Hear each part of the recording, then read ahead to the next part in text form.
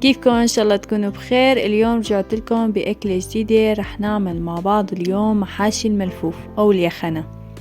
اول شي تابعوا الفيديو للنهاية ولا تنسوا تشتركوا بالقناة وتفعلوا زر الجرس حتى يصلكم كل شي جديد مني. وهلأ خليكم معي حتى نبلش بأكلتنا.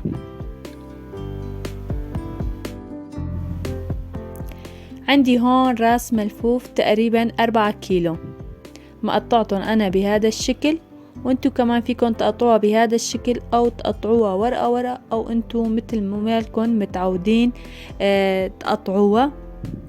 وهلأ رح نبلش بسلق الملفوف. نسلق الملفوف كلياته، وبعد ما نطالعهم رح نحطهم على جنب، ولازم ما نحطهم فوق بعض كمان. واهم شي بمرحلة السلق لازم ما نسلق اليخنة كتير كمان حتى ما تخرب معنا.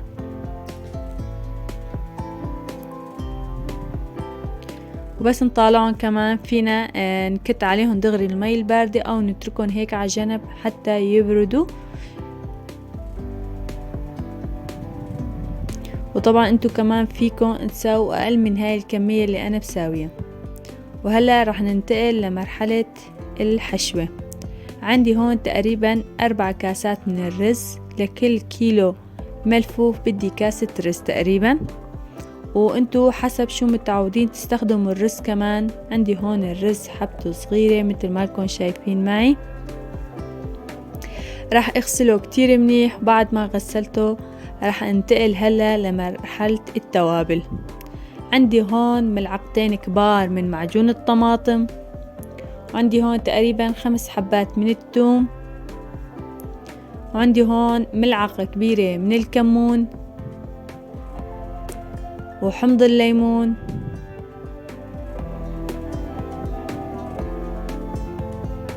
وعندي هون الفلفل الأسود، نص ملعقة كبيرة من الفلفل الأسود، وعندي هون ملعقة كبيرة من العصفر. فيكن تضيفوا العصفر وفيكن ما تضيفوها، هذا بيرجع لكم. طبعا نضيف لها الملح كمان. وراح اضيف لهم هلا اللحمة. عندي هون اللحمة الخشنة، انتو فيكن تضيفوا لها الناعمة او الخشنة، شو بتحبوا فيكن تضيفوا لها.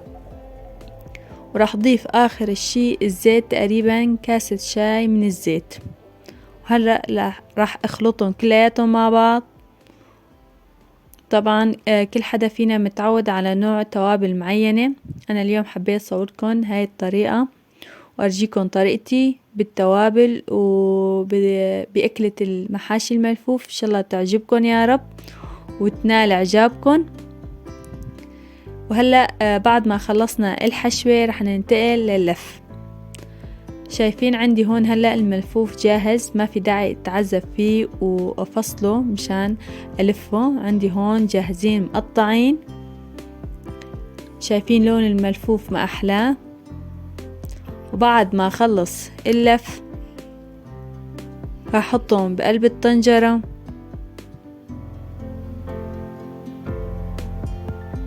وراح احطهم على نار وسط.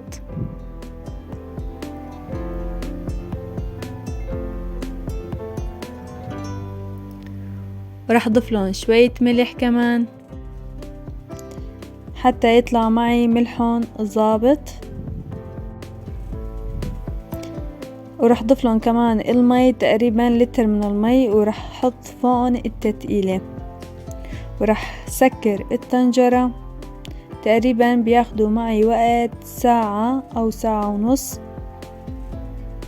بعد ما مضي عندي 3/4 الساعة بلشت تغلي عندي المحاشي الملفوف، وبلشت الريحة تعبي البيت، وما في اطيب من ريحة الملفوف. راح اقيم هلا التتقيلة مثل ما لكم شايفين، وراح اضيف لهم الثوم. طبعا فيكم انتو تكتفوا بالثوم اللي حطيناه بقلب الحشوة،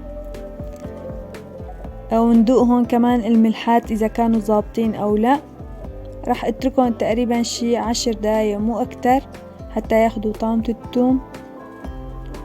وهيك بيكونوا صاروا عندي بعد ما يدي طبعا 10 دقايق صاروا عندي الملفوفات المحاشي جاهزين.